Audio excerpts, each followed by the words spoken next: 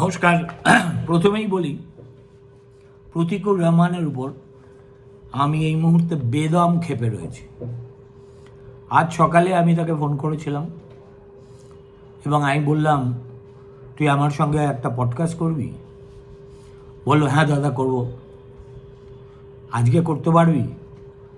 আজকে করতে পারবো কি না ঠিক বলতে পারছি না। আমি বললাম, ওসব ন্যাকামি ছাড়, আজকে এসে তুই আমাকে বল, আমি তোকে প্রশ্ন করব। অবশ্যই এতক্ষণ ধরে যারা তাকে প্রশ্ন করেছে তাদের মতো করতাম না, তবু করতাম, কিন্তু সে নানা ভুজুং বাজুং দিয়ে শেষ পর্যন্ত এলোই না। আর আসবেই বা কেন? আমার ভিডিও তো বড়জোর 20-22 হাজার 30,000 লোক দেখে, সুতরাং পাবলিসিটির মঞ্চ হিসেবে বাংলাস্ফিয়ার খুব একটা আদর্শ জায়গা নয়। অতএব প্রতিকুর ঠিকই করেছে রাজনীতিক হিসেবে যে আমি সেখানেই কথা বলবো যেখানে ভিউয়ারশিপ সবচেয়ে বেশি। তাই দেখলাম এবিপি আনন্দের আশাবুল, আমার অত্যন্ত প্রিয় একটা ছেলে, অত্যন্ত সৎ বলেই তাকে আমি চিনি, সে এবিপি আনন্দর হয়ে দিব্যি সেখানে চলে গেছে।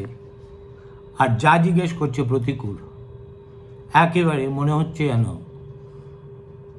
বীরেন্দ্র সেহবাগের মতো উইকেট ছেড়ে বেরিয়ে এসে হুইসেল দিতে দিতে প্রতিটা বল মাঠের বাইরে চলে যাচ্ছে।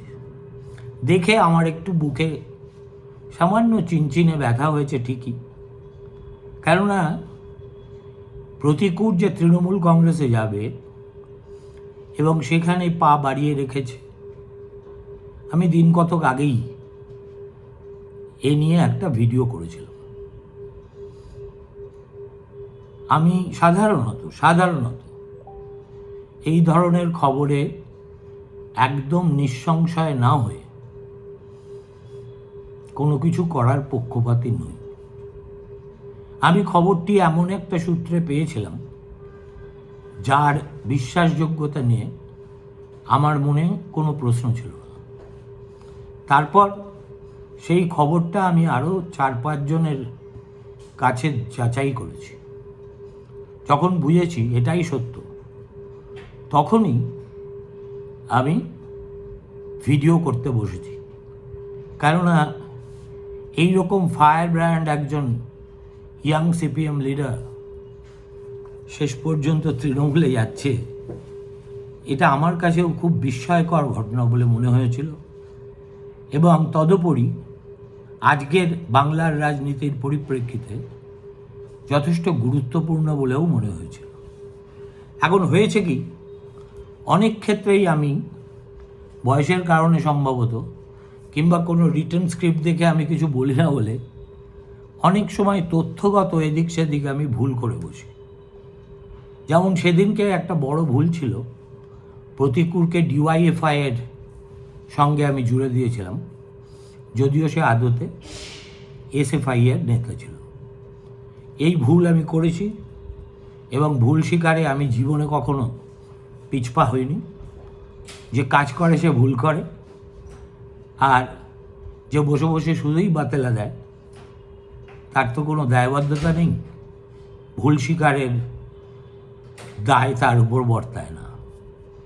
সেদিনকে আমি জানতাম যে প্রতিকুর সম্পর্কে আমার এই বক্তব্য আমার কমেন্ট বক্সে অনেকের কাছেই ঘোরতর অপছন্দ হবে। তারা আমাকে গাল দেবেন এবং জনকভাবে দেখলাম আমার সঙ্গে সঙ্গে তারা প্রতিকুরকেও মনের সুখে গাল দিয়েছেন। যেমন একটা মন্তব্য এসছে, হুইজ প্রতিকুর, খায় না মাথায় দেয় জাতীয় ব্যাপার। আমি কয়েকটা আপনাদের মজার জন্য সেই কমেন্টগুলো আমার এখানে তো আমি কোনোটাই সেইভাবে, যদি একদম কদর্য আক্রমণ আপনারা না করেন তাহলে সাধারণত আমি সেগুলো কমেন্ট বক্সে রেখে দিই। কারণ আমার যেমন আপনাদের যে কাউকে সমালোচনা করার অধিকার আছে, তেমনি আমি মনে করি আপনাদেরও আছে। এবং এটাই হচ্ছে সাংবাদিকের সঙ্গে রিডার অথবা ভিউয়ারের একটা ট্রু কম্প্যাক্ট। কিন্তু আমি তো আদ্যিকালের বুদ্ধি বুড়ো, আমি সেই পুরনো ঘরানার সাংবাদিকতা বিশ্বাস করি, যে ঘরানায়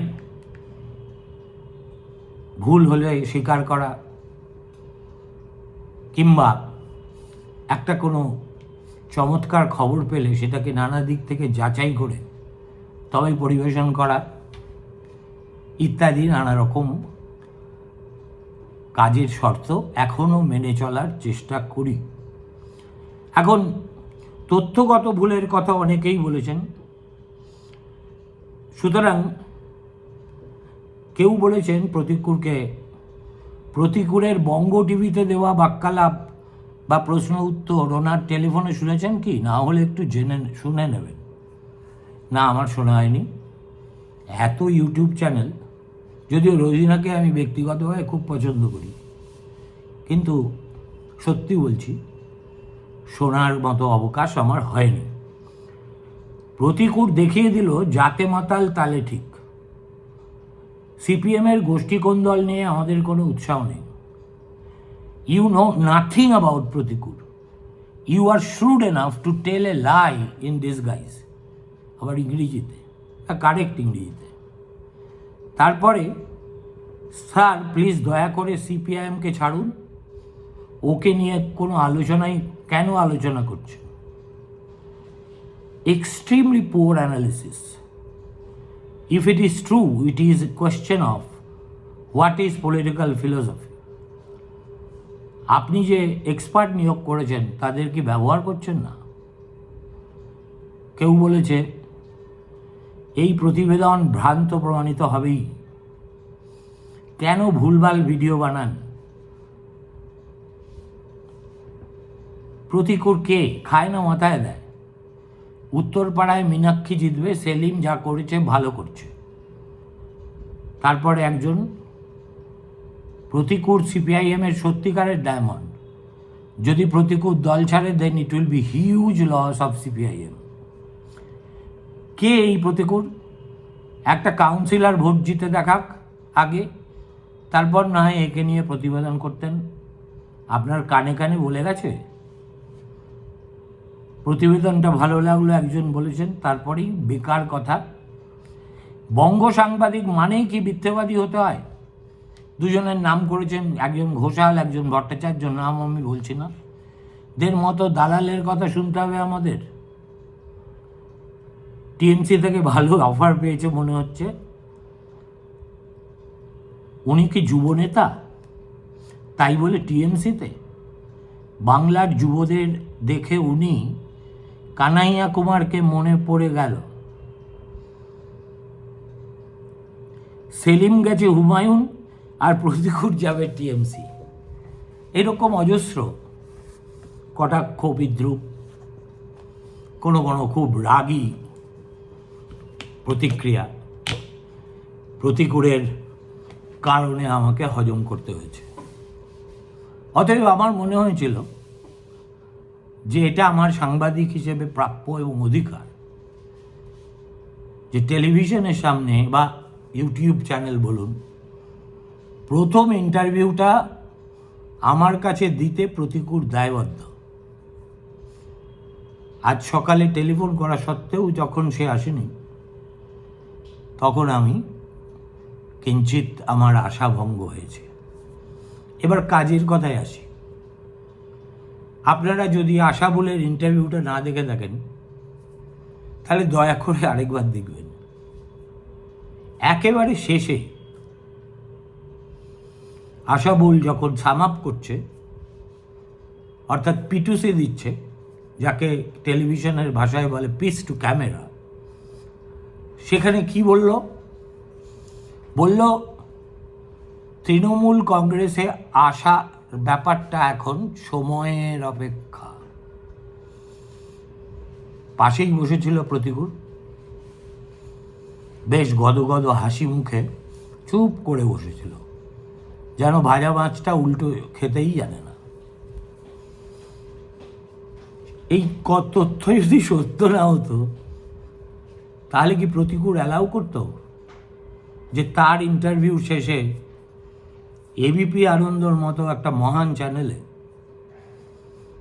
একজন প্রতিবেদক এসে এই ধরনের ভবিষ্যৎবাণী করছে, সেটা তিনি অ্যালাউ করতেন? মগজে একটু শান দিন, তাহলেই বুঝে যাবেন দুধ কা দুধ পানি কা পানি। এখনো পর্যন্ত যে খবর আছে আমার কাছে, সেটা হলো 21শে ফেব্রুয়ারি ভাষা দিবসের মধ্যাহ্নে অথবা অপরাহ্নে অভিষেক বন্দ্যোপাধ্যায়ের হাত ধরে আমতলায় একটি জনসভায় ফর্মালি তৃণমূল কংগ্রেসে যোগ দেবেন প্রতিকুর রহমান। এ নিয়ে এর ব্যত্যয় হওয়া খুব কঠিন। দেখুন, প্রতিকুর যোগ দিলে ডায়মন্ড হারবার অথবা দক্ষিণ 24 পরগনার, যেটা শহরাঞ্চল নয় গ্রামাঞ্চল, সেখানে তৃণমূল যে খুব একটা লাভবান হবে আমি সেটা মনে করি না। তার কারণ এই তল্লাটে তৃণমূলের লাভবান হতে আর কিছু বাকি নেই।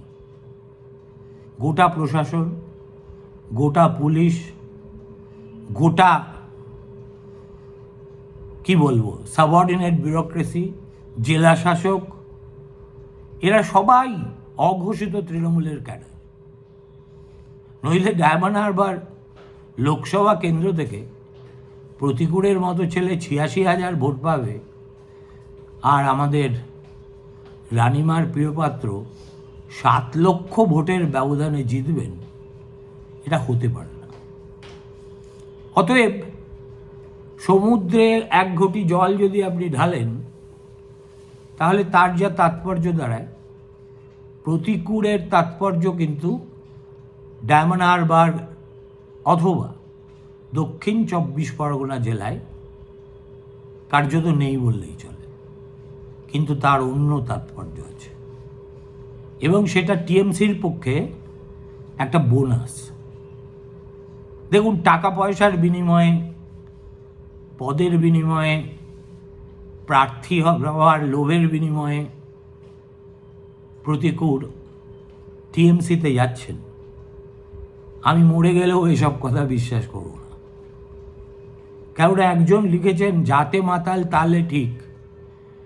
প্রতিকূল যাতেও ঠিক, তালেও ঠিক। একেবারে নিখাদ সৎ একজন প্রিন্সিপালড মানুষ। তিনি যদি তৃণমূলে যাওয়ার সিদ্ধান্ত নিয়ে থাকেন, তাহলে একটা রাজনৈতিক অঙ্ক করেই নিয়েছেন। এবং ওই আশাবুলের সংক্ষিপ্ত সাক্ষাৎকারে, বোধহয় 14-15 মিনিট, যখন আশাবুল, যে নিজেও মমতা বন্দ্যোপাধ্যায়ের একেবারে যদি তার সবচেয়ে ঘনিষ্ঠ এবং নিরপরাধ পেটোয়া সাংবাদিক হয়ে থাকে, তাহলে একদম প্রথম দিন থেকে দিদির আর প্রতি আনুগত্যে আশাবুলের কোনো রকম ব্যত্যয় আমি দেখিনি। ওর সঙ্গে কাজ করেছি, বিদেশে গেছি একসঙ্গে। ছেলেটার গুণ হলো, ওকে আপনি চট করে দাক্ষিণ্যভোজী বলতে পারবেন না। সে যাই হোক, যখন বেশ গদগদ হয়ে আশাবুল প্রতিকূলকে জিজ্ঞেস করল, এই যে মুখ্যমন্ত্রীর এই সব প্রকল্প, বিশেষ করে লক্ষ্মীর ভাণ্ডার টান্ডার, এগুলো আপনি কি চোখে দেখেন? জবাবটা প্রতিকূল কি দিয়েছে একটু ভালো করে শুনে নেবেন।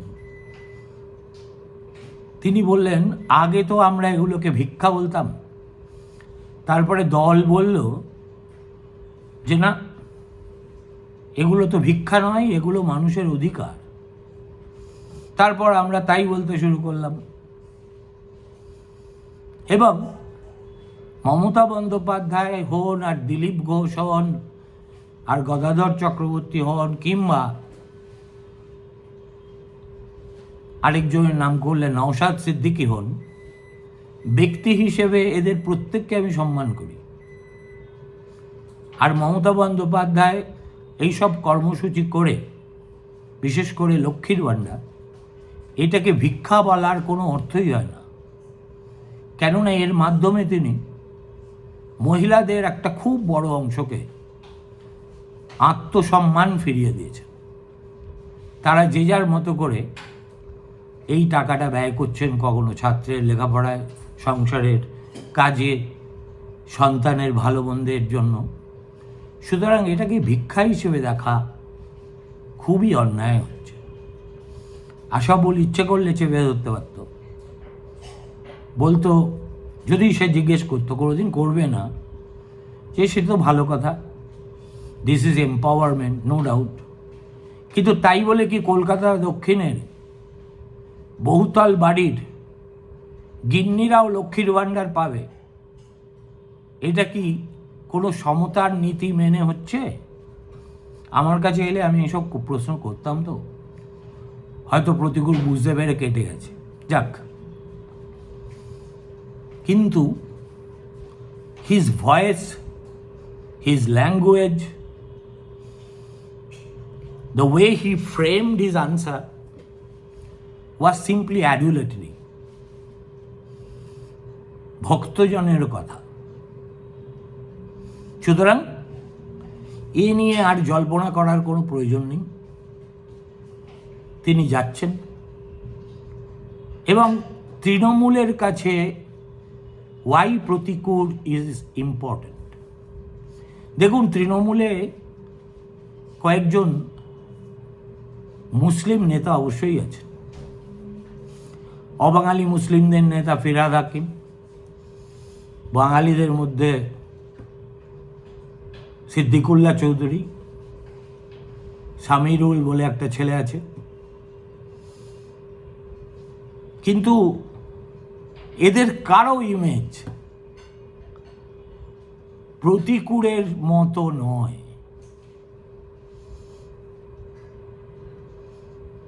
প্রতিকূল যখন মুর্শিদাবাদ যাবেন, মালদা যাবেন, নদিয়া যাবেন, দিনাজপুরে যাবেন, কুচবিহারে যাবেন,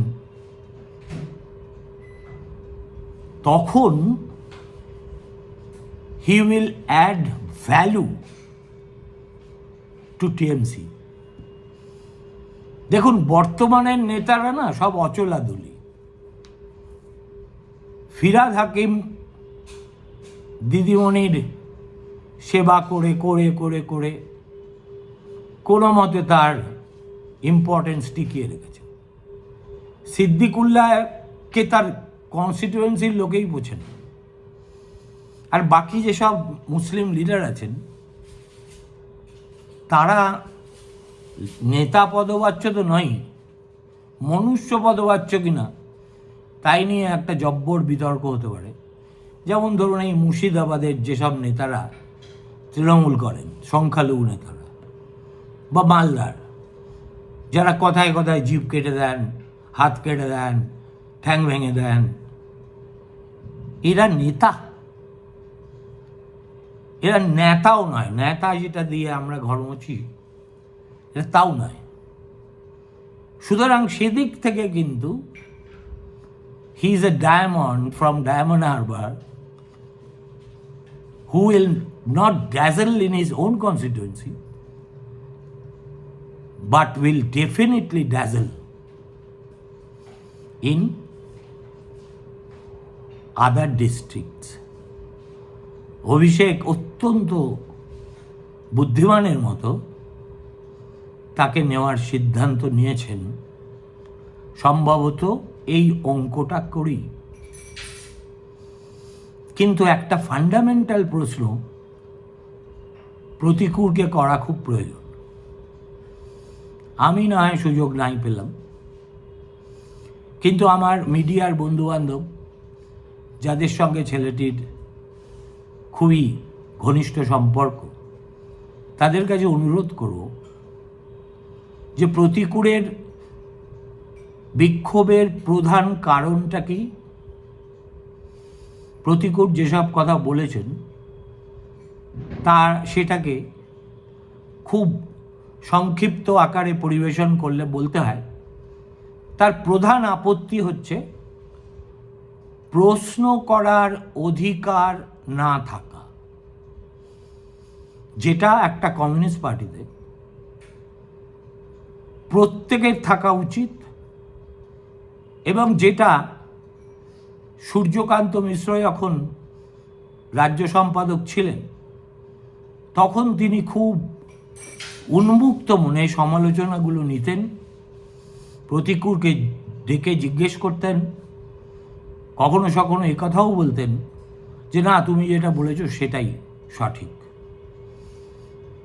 আর তারপরে যিনি হয়েছেন, আমি আর নাম করছি না, কেননা দেখেছি এইরকম একটা অপদার্থ নেতারও কিছু অনুগামী আছে।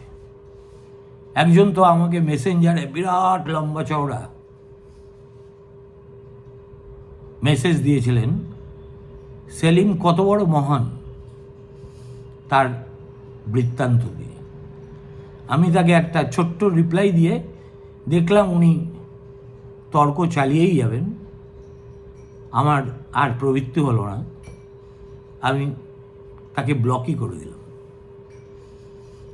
এবং এই যে বলছেন যে আমার শ্বাসরুদ্ধ অবস্থা এবং লেজিটিমেট ব্যাপারে কোয়েশ্চেন করা অধিকার, জেলা সম্মেলনের আগে আমাকে বলে দেওয়া হলো অমুকের হয়ে হাত তুলবে, না তুললে কিন্তু ডায়মন্ড হারবারে তুমি রাজনীতি করতে পারবে না।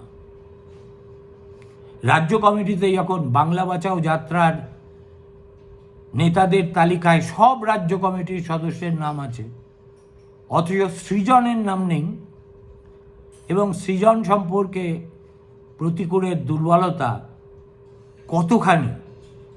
কতখানি সে সৃজনকে সম্মান করে সেটাও সে বুঝিয়ে দিয়ে বলল। আমি জানতে চাইলাম সৃজনের অপরাধটা কি যে তার নাম থাকবে না, কোনো জবাব পাইনি। ফাইনালি তিনি বলছেন আমি তো পাবলিক প্ল্যাটফর্মে এসে আমার দলত্যাগের কথা জানাইনি, জানিয়েছি দলেরই হোয়াটসঅ্যাপ গ্রুপে, সেখান থেকে যদি কেউ লিক করে থাকে দায় তার, দলের উচিত একটা কমিশন গঠন করা। এবং সর্বোপরি আরে আমি তো চিঠি দিয়েছি রাজ্য সম্পাদককে, তিনি তো আজও রাজ্য কমিটির বৈঠক হচ্ছে, আমাকে কই একটা টেলিফোনও তো করেননি। অর্থাৎ অবজ্ঞা, প্রশ্ন করার স্বাধীনতা, এই সব কিছু মিলিয়ে প্রতিকূল এতটাই বিরক্ত হয়েছেন যে তিনি ঠিক করেছেন রইল ঝোলা চলল ভোলা, এই পার্টি করে আমার কোনো লাভ নেই। কিন্তু প্রতিকূলকে আমি স্মরণ করিয়ে দিতে চাই যে ভাই, you are coming from fire to fire pan. সিপিএমে যদি শ্বাসরুদ্ধ অবস্থা থাকে তাহলে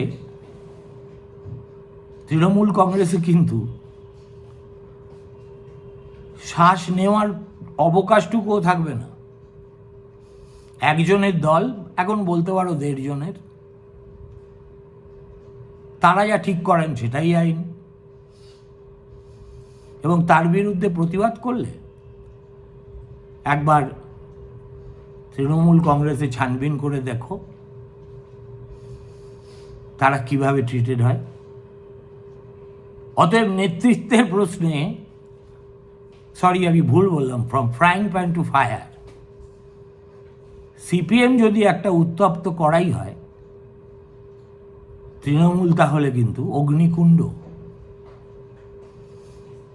আমি অন্য সব কথা বাদ দিচ্ছি, চোরের দল, দুর্নীতিগ্রস্তের দল, এগুলো এখন বাংলায় খায় না, আমি বুঝে গেছি।